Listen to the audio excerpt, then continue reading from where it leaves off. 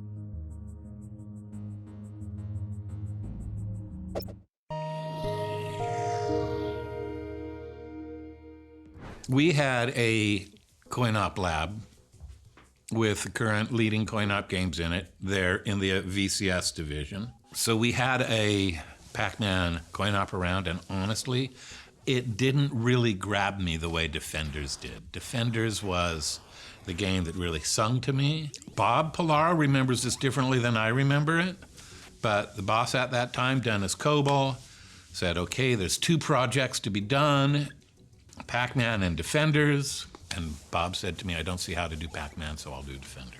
The thing that made the dots was what's called Playfield. So Playfield was for, in the 1975 arcade games, was the chunky stuff you were driving around that was static, that was just fixed, that you couldn't change. But you could actually get in on the 2600 and change the playfield on the fly. Now the maze is basically what Playfield was for. Using the playfield for the dots was not what Playfield was for, but we did. It wasn't easy, but basically in the same way you could chop the screen up into vertical slices, you could say, in this slice, when I get to this part of this slice, I'm going to go through and change the background as we go across the screen. But if you actually want to change them during the gameplay, if you want the second half of the screen to be different from the first half of the screen, you actually have to go and rewrite the playfield registers while the electron beam is moving across the screen. And that is doable, and that is how I did the dots. And then after that, we had discovered Flicker. Now, Flicker and Pac-Man is a big deal. One of the things you can do is just say, I've got 2 things that you can draw. 1975, 2 of those was great. Now we had 5 of them on the screen that mattered. Pac-Man has 4 ghosts and a Pac-Man and a fruit, which is actually 6 things that you would call players in some of our parlance, or sprites in normal video game parlance. And they are, they're little cartoon characters. And they change across the screen like the dots you're picking up, they're just little pucks, little ones. And there's only 2 of those. So, Flicker happened, right? Flicker happens by saying, I'm going to always play the Pac-Man, and I have 4 ghosts, and I'm going to draw 1 of them every 4th frame. And that's it. And then the ghosts are sitting there, they're on for a frame and off for 3, and then on for a frame and off for 3, and it looks horrible. And people know that. And I do so, and I say, look, they're ghosts. I mean, you could see them, they were good enough.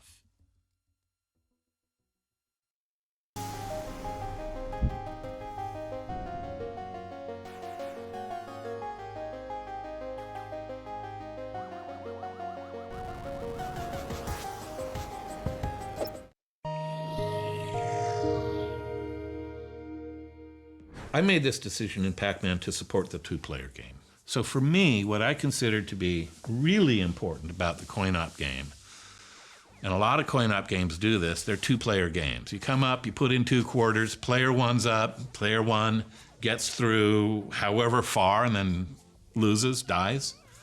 And then player 2 comes up and plays their screen, and when they die, player 1 comes back and their screen is saved where they left off. right? So this is, you're both progressing, basically to see who can get the furthest, right? So you have to pick up where you left off for that. Storing what your score was, which is not that bad, but where all of the dots were and what level you were on in terms of difficulty, used, I'm going to say, a lot of ROM.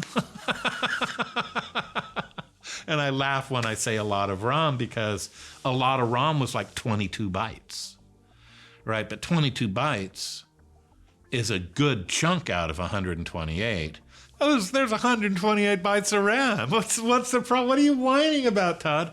But in that case, that was a decision I made. I really looked forward to people in living rooms having the coin-op experience, having a more social experience than watching another person play the game straight through and then taking turns that way. I can recount, knowing that Pac-Man was coming, we did a pre-order and we went to Sears. I got the Sears Telegames version of it, the black box version. Our whole family hopped in the station wagon. We went to go and we waited in line. We would play 2-player and hand off to the next, because it was my mom, my dad, and my brother. And we played this game 2-player quite often, and we had our own kind of tournament kind of going on in the family and everything like that. But when we think about it as a multiplayer game, It never occurred to me that it didn't have to be a 2-player game. I love that it was a 2-player game. But I imagine people sitting on their couch in their living room with their buddy after school playing a game and then going to the other game. So I had it timed to precision because when I was in school, we had a half-hour lunch. And I lived about 5 minutes away from the school. So my friend and I would run home. And the importance of having a 2-player mode was it kept it fair. Because if one of us just started playing, the other person didn't get a turn. Right. And I think that after they just play through all Until their the lives. whole games, right? Yeah. And so that really sucked. So 2-player mode was essential when you had very time critical. Well, play. kind of not just that. I imagine that the whole emotional dynamic of, okay, my turn. I'll see how I do with this life. Yeah. And then, okay, now it's my life. And then yours, it's like, and like I get what you just said, the alteration is at a finer grain. Yeah. So you both get more you get maybe the same amount of playtime total. But we ended up we went from a very competitive, when it was just one game at a time, to us actually kind of like cooperatively wanting each person to do really well. I don't know what the psychological reason for that was.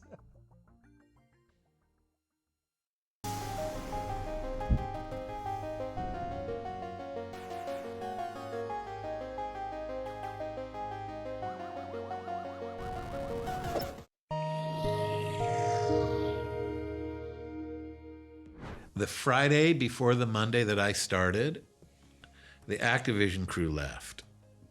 They all just up and left to form Activision. They wanted their name on the titles and they wanted royalties. So after a year or so, after a couple years, a bunch of my friends left to form a company that did another Activision. They left to form a company called Imagic.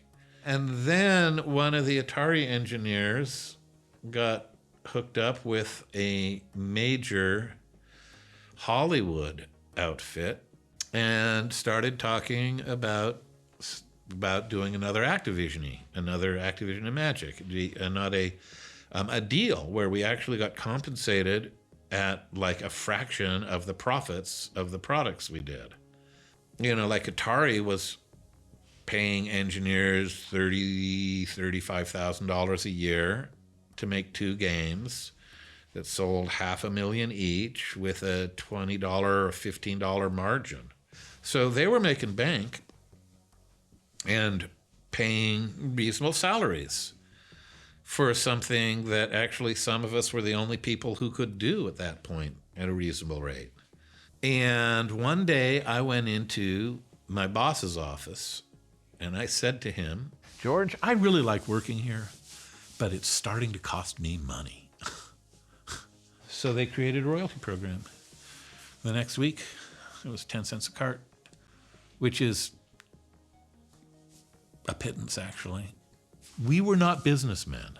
We were software engineers. We were pocket protector, thick glass nerds. We were nerds and burnout hippie nerds, and we were not Steve Jobs. We were not going, no, 10 cents isn't enough. We went, oh, that's great.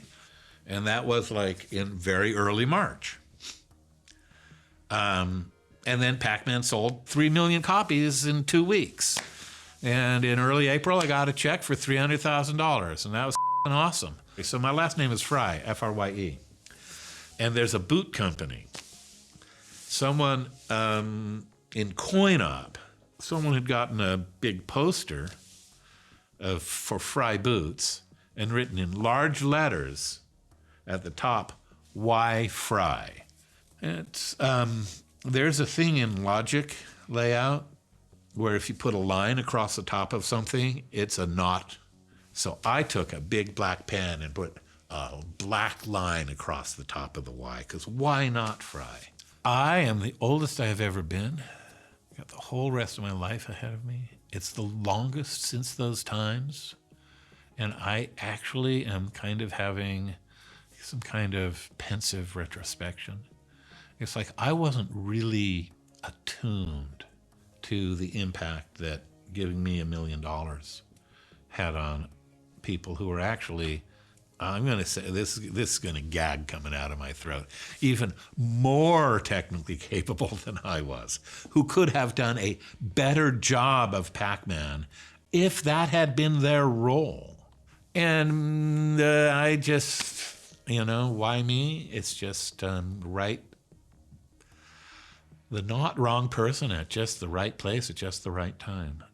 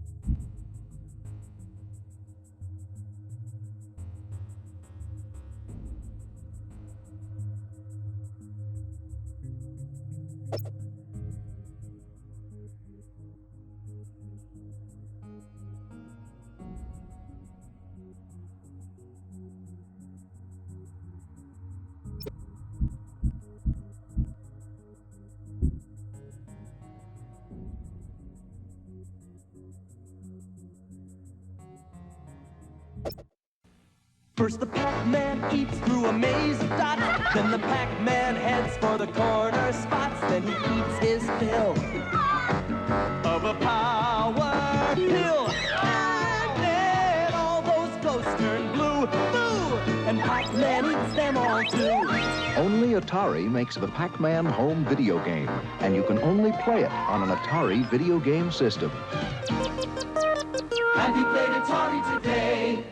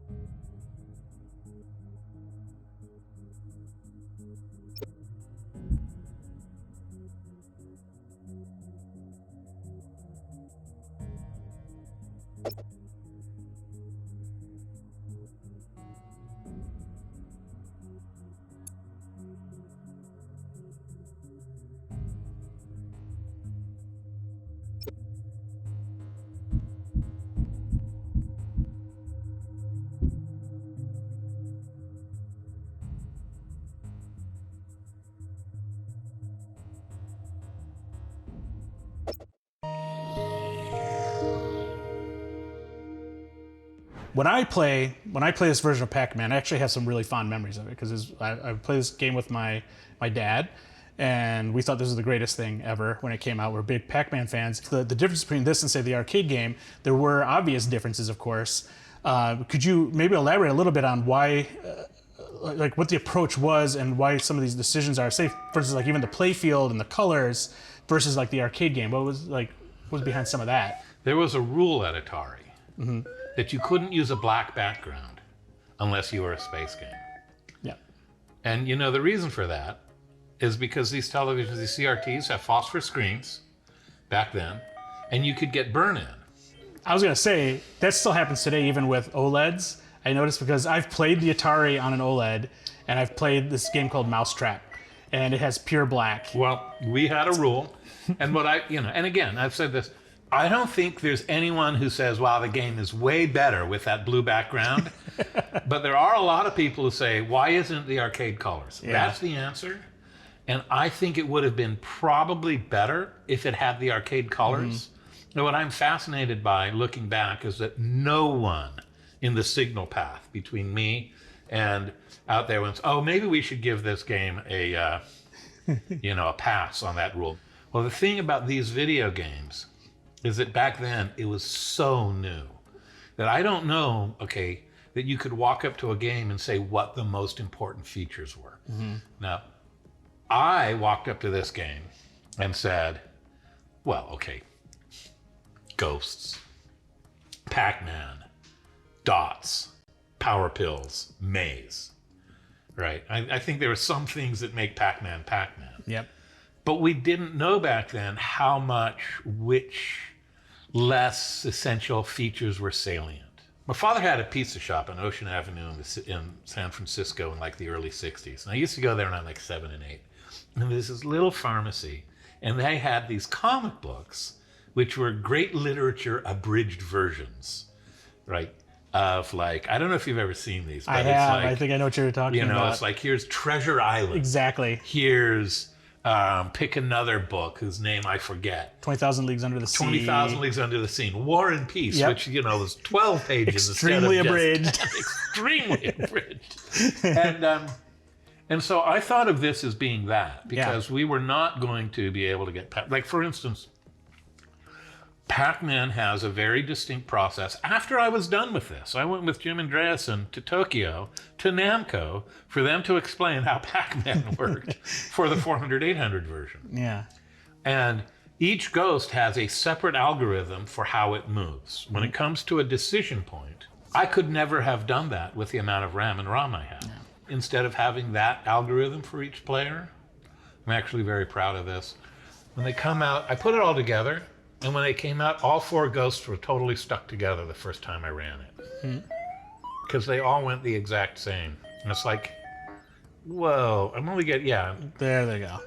And so what I actually did,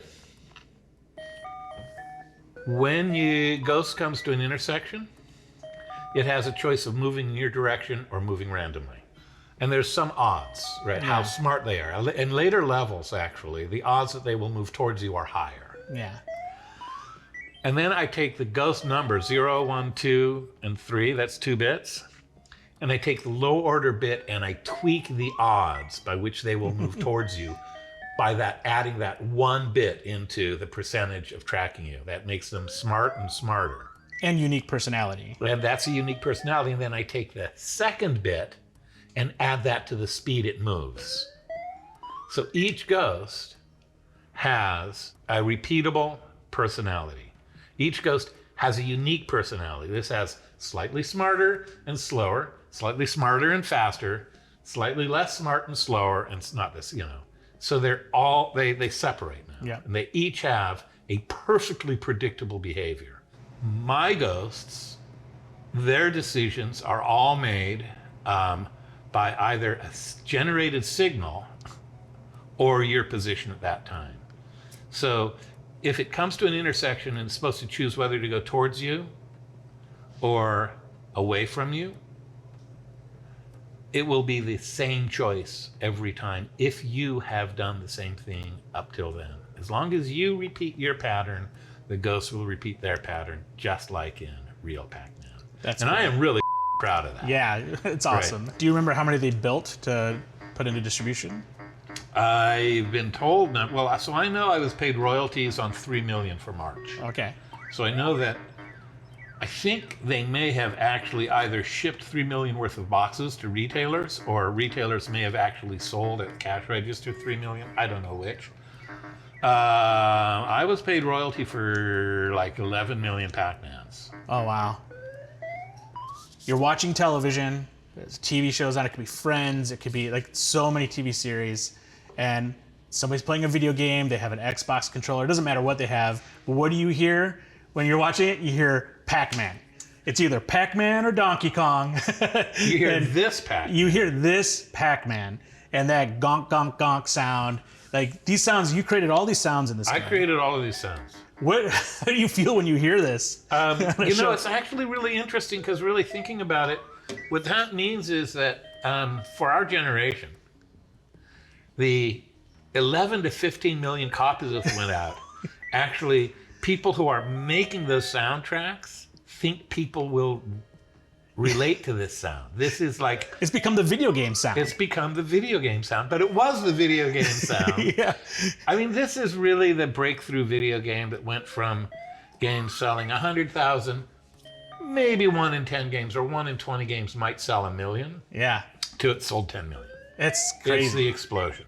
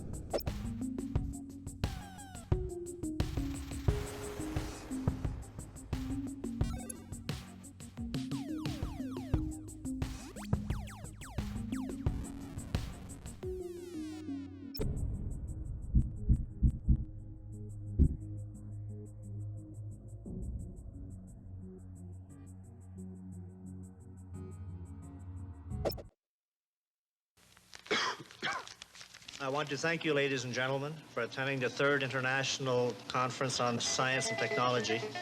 This afternoon, What the heck is that? Well, I don't know, but that's another one. Good gracious, there goes another one. They're multiplying.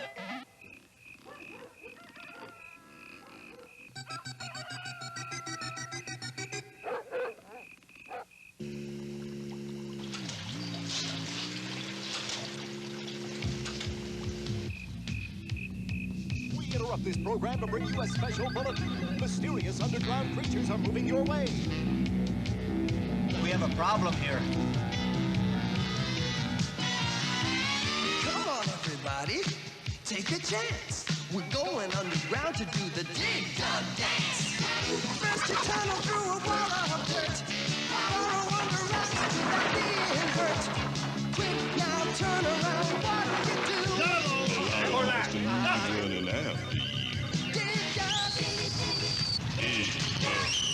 dug. Hey, 見て見て。もしもし。おい。Here, look here. Let me see. Dig down deep in the ground. When a flower sprouts up, you're playing around, but you gotta have it tight. Say, where are your women now, huh? Where are your women now?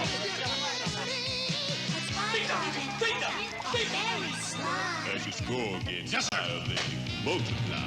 All right, let's get cracking. Oh, you always gonna come on.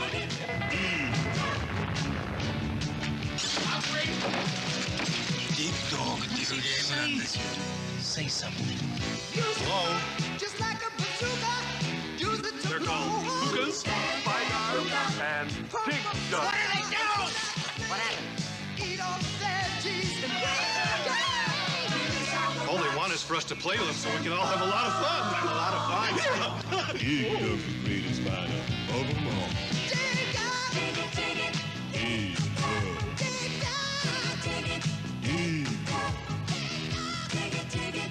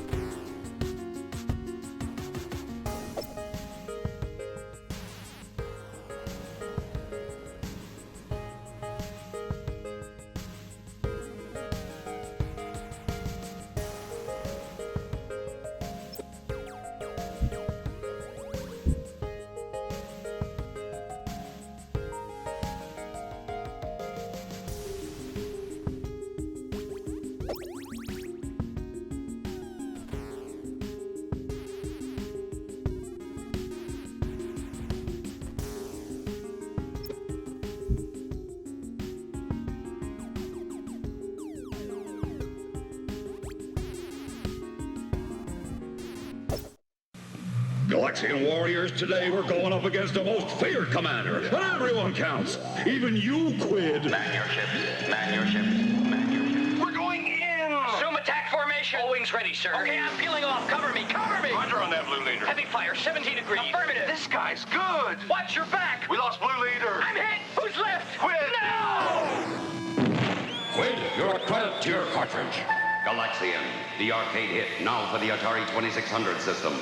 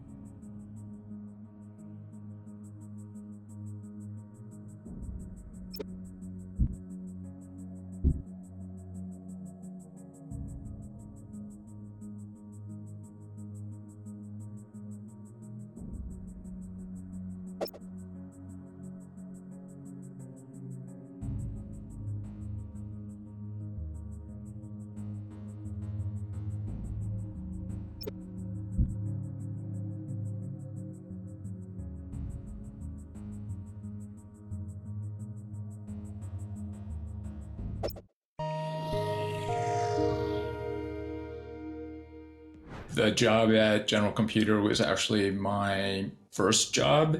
You know, they had just inked a deal with Warner, Atari's parent at the time, to do a whole bunch of games, and they didn't have enough people to do it. So, you know, they were happy to find more people. And they said, you know, can you program something with 128 bytes of RAM? And I thought they meant 128K, which was a reasonable amount at the time, only to find out later when I showed up that it was much smaller.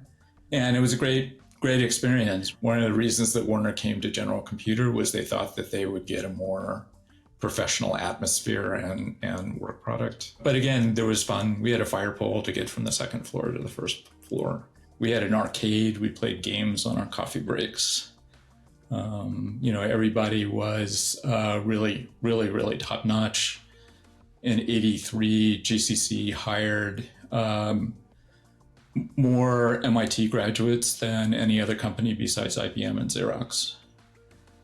So everybody was really good. And I was one of the oldest people. I think I was all of 27 or something. Glenn Parker was actually part of that team as well. For Galaxian, it was just Glenn and myself. Glenn was a great programmer, and he was doing the gameplay. I was doing the graphics part because I wanted to learn how to do that. You know, we could ask each other questions or whatever, and he was sitting right in back of me, or I guess on the other side of me. And so we could bounce things off of each other on a constant basis. There was also Patty Goodson, who did the music and some of the early graphics, because I can't draw and I can't do music. The music is actually really hard on the Atari 2600 because it's not a full octave. She had to kind of skip parts to make it sound right. So that was really great that she could do that. I don't know how long that would have taken us to do it. The other problem, though, was that the graphics on the Atari couldn't really handle the number of sprites that were available in the actual Galaxians. If you remember Space Invaders, it was really only 6 across because that was the standard thing. I will give, again, I'll give myself a little credit here, but I managed to discover through, again, kind of random luck, a way to get 8 things on a line and be able to turn them off and on. And that was really just hacking the code and freaking out the chip so that it did things that weren't part of the spec. And that's, I think, what really made the game. And then, of course, we went to the Consumer Electronics Show where it was shown for the first time. And it was, again, quite an ego stroke to kind of stand there and watch the programmers from other companies come and go, how did they do that? And so, you know, that I was kind of standing off to the side so I could kind of watch. So, you know, I think Patty did a really nice job with the music and the sound effects, and the visuals were at least looked real. And, you know, the graphics weren't as chunky as they were on earlier games. I mean, Atari gave it to us at GCC because they thought it was an impossible cartridge. And so, you know, to be able to come back and say, oh, by the way, we figured out how to make it work was really a big win.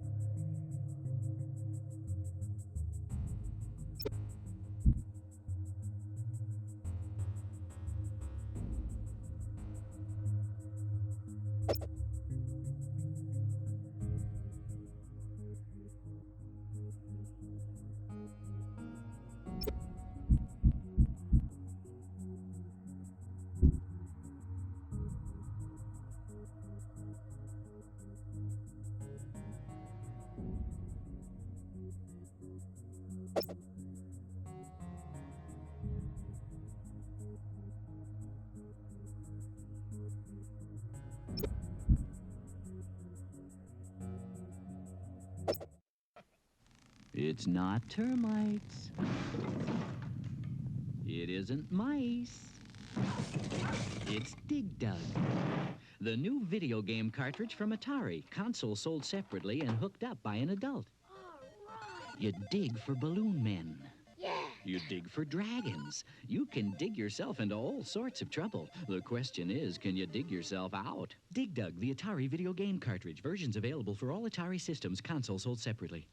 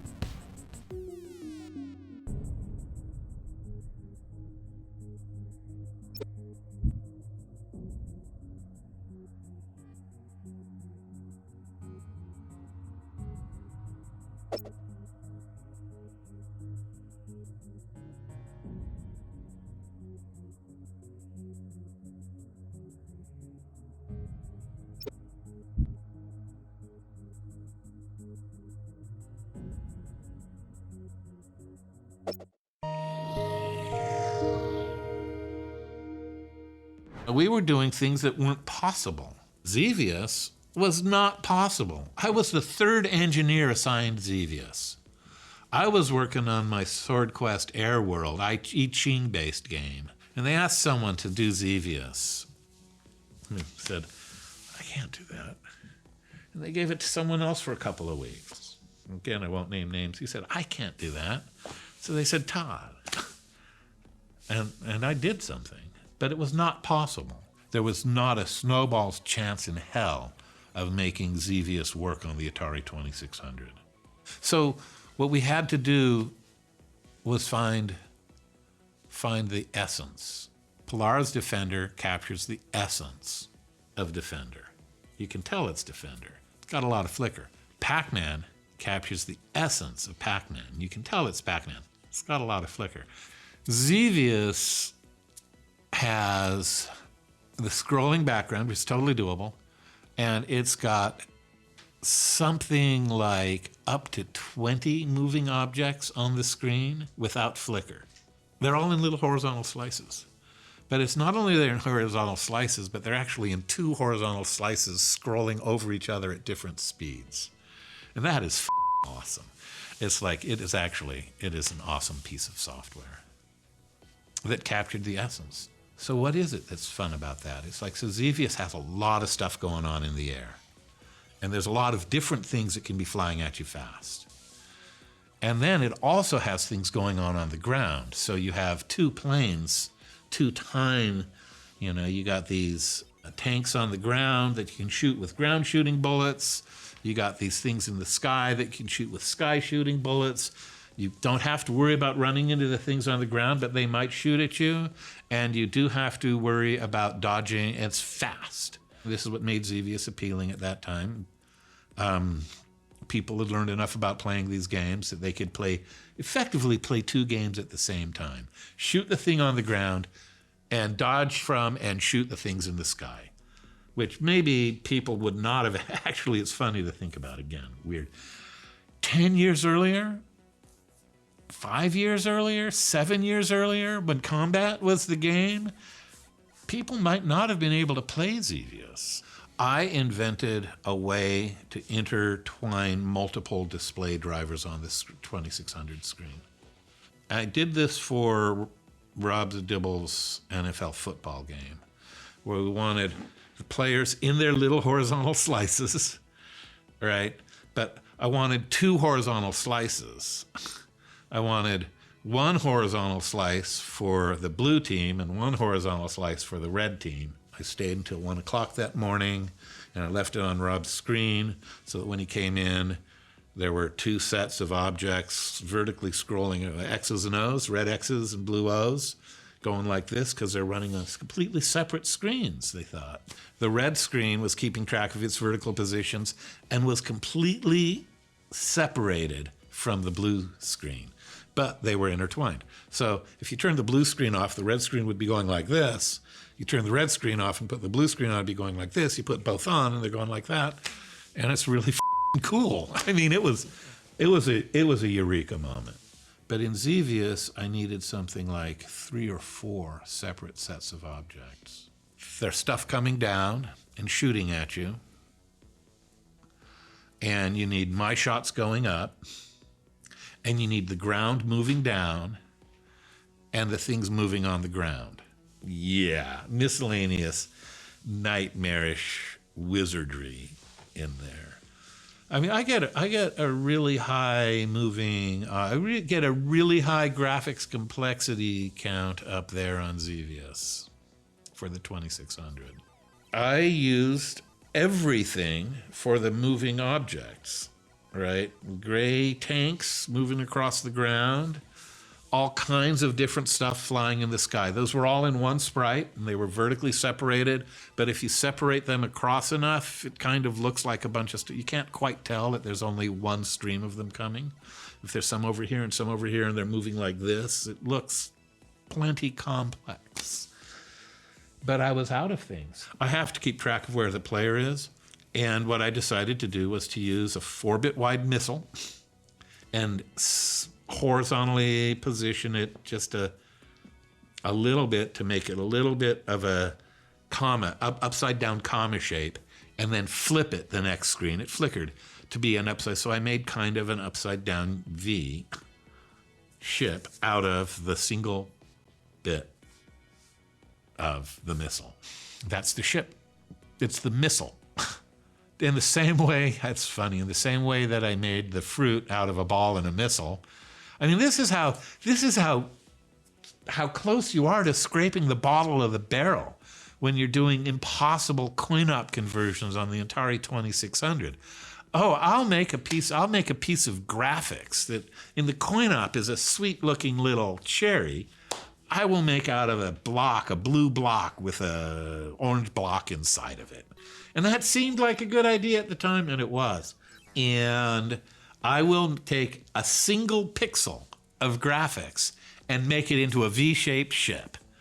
It's like that is like really reaching down to the very last drop.